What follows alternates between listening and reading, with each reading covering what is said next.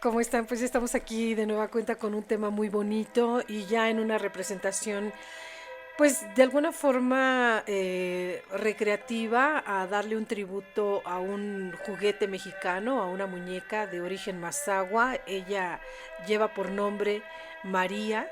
Aunque no todo el mundo la conoce por su nombre, de alguna forma es consumible y es el presente que le llevan a todos los países. Las personas que visitan México siempre, de alguna forma, en algún momento se llevan una María a su país. Aunque no sepan cómo se llama, la conocen como una muñeca artesanal 100% mexicana. Pero pocos conocen su historia. Pocos saben que esta muñeca de trapo que tiene tejido el cabello, que a veces pudiera ser negro, a veces pudiera ser café, a veces pudiera ser blanco, pudiera ser amarillo, siempre traerá listones de colores entre el cabello que es de estambre, siempre traerá un atuendo en su ropa que será de rigor autóctono, obviamente del origen mazahua, y siempre traerá pues este vestuario que da a luz a los orígenes de nuestra tierra aquí en México. Se vende obviamente al extranjero, pero poca gente conoce realmente la historia tan bella que retrata esta muñeca. Y una de las versiones de esa historia, de su tierra, que está cerca de Michoacán, bueno, saben que los mazahuas viven ahí, ahí residen, y esta muñeca la crearon con el fin inclusive de darle juguetes a sus pequeños que no fueran de importación. Les empezaron a tejer muñecos, pero más allá de eso, cuando llegaban a fallecer algunos de los pequeños de origen mazahua, los llegaban inclusive a sepultar con sus muñecas. Y esto llevaba la finalidad de que la muñeca protegiera, protegiera a las almas puras que habían fallecido, y para alejar y ahuyentar a los malos espíritus de esas almas puras, y por eso esta muñequita protegía a los seres sepultándolas con ellos. Pero tras de esa historia, que es la versión breve, hay una historia más allá, porque si tú quieres pensarlo así, podríamos sí descubrir que María realmente sí es un alma. María tiene un alma guardada entre los tejidos y bordados de su hermosa silueta de muñeca de trapo, de esos ojitos preciosos y de ese tejido cabello con listones de colores. Y yo te voy a participar parte de esa linda historia que te podría inspirar tu corazón como inspira el mío. Resulta que la leyenda cuenta que María vivía en una casa con su mamá hecha de adobe, con techo obviamente lleno de humildad, eh, donde había un fogón para resguardarse del horrendo frío, y entre palmas, entre zacate y algunos juntos secos, tenían petates, un telar, un fogón y siempre mucho frío. La mamá de María cocinaba por las mañanas, lavaba su ropa, tejía, y siempre en las noches con un costal muy grande, ahí guardaba los manteles y los tejidos que elaboraba, porque de eso tenía que vivir. Entonces esta mujer, la mamá de María, sufría demasiado porque realmente la pobreza era pues siempre la que la acechaba. Y bueno, sus cabellos siempre oscuros, lacios, suaves como el hilo del telar, largos como víbora limpia campos. Eran hermosos sus cabelleras, de tanto de la mamá de María como de la propia María. En fin, ella siempre utilizaba su cabello entretejido, tal y como te lo puedes imaginar.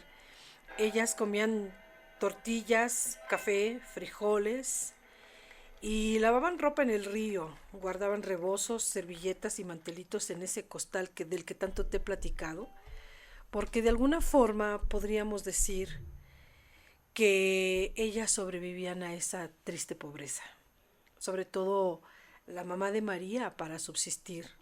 Te preguntarás, igual que cualquiera, ¿dónde está el papá de María? ¿Por qué tendría la mamá de María que sobrevivir a tanta miseria para sacar adelante a la pequeña María, que apenas era una niña? Bueno, pues la historia de su papá es más cruel aún.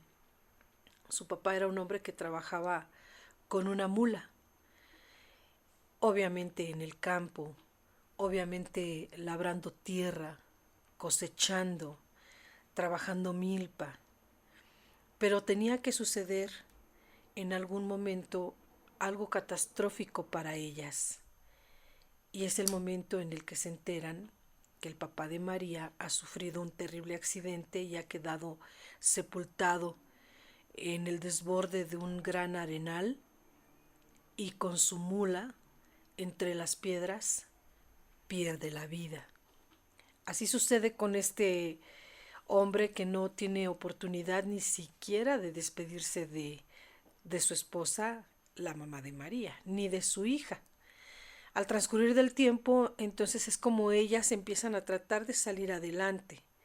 Imagínate la tristeza que les embarga, obviamente porque no tienen un sustento económico y la mamá de María tiene que en momentos dejar sola a su pequeña para ella salir adelante, vender manteles tejidos, vender cortinas, vender carpetas y muchísimas cosas que se hacen de forma artesanal entre tejidos y entre hilos. Y bueno, pues parte de esta triste historia cuenta que un día la mamá de María se tuvo que llevar su costal a entregar un pedido para poder a los pocos días hacerle un altar a su esposo en víspera del Día de Muertos. Y le urgía sobremanera a la mamá de María hacer ese altar porque se acercaba el Día de Muertos y ella sabía que su esposo iría a visitarla junto con su mula. Y para el altar de muertos, como es una tradición muy mexicana, es obvio que se les tiene que dejar alimento a los fieles difuntos que vienen sus almas y que degustan de lo que más les agradaba en vida. Entonces te podrás imaginar, bueno, sí, cómo estaba la situación para la pobre mamá de María. La presión de tener el dinero y poderle dejar a su esposo lo que tanto le gustaba. Parte de esta leyenda platica que ese día, en el atardecer, la mamá de María tiene que dejar a María sola para hacer esa entrega. Y María se queda ahí en esa casa, en ese cuarto oscuro de adobe, y María empieza a escuchar cohetes, el sonido estruendoso de cuando se avientan cohetes, y ella sale inquieta, curiosa. María empieza a fisgonear hacia lo que pasa fuera de casa, ahí cerca del río. Y entonces resulta que ella trata de descubrir el sonido y de dónde viene cuando recibe un impacto fuerte, muy fuerte en el pecho. En el ardor que recibe su cuerpo y la disociación de lo que podría estar sucediendo, de lo que podría estar pasando, lo único que percibe María es un tormento de no saber qué había sucedido con su cuerpo. Solo le queda la poca conciencia de saber que se estará despidiendo de la vida y su preocupación de qué va a pasar con su mamá. Eso es lo único que se le viene a la mente a la pequeña María. Para tristeza de todos, las horas pasan y María ya está inconsciente, caída cerca del arroyo, tumbada en el suelo, yacida. Para cuando María abre los ojos, mira hacia los árboles y las ramas y se encuentra a un hombre que va llegando, justo agarrando a una mula. Este hombre que sostiene a la mula camina con ella y se agacha a mirar a María, y María toma su mano y es su papá y lo abraza y sus ojos irradian toda la felicidad que puede tener una pequeña al reencontrarse con uno de los seres que más extrañaba en vida. Y bueno, sí, te podrás imaginar de alguna forma que la pequeña María ya estaba con su papá. Felices por estar juntos, pero tristes también porque no están con mamá. Así las cosas.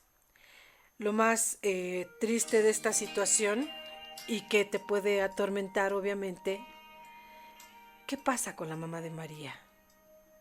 ¿Qué pasa cuando llegue la mamá de María y entonces no encuentre a su pequeña? Se forrará de tormento, de angustia, de añoranza, de saber y de dónde está el cuerpo de su pequeña. La comunidad se va a encargar de eso, porque pronto le dirán qué sucedió y le entregarán a María.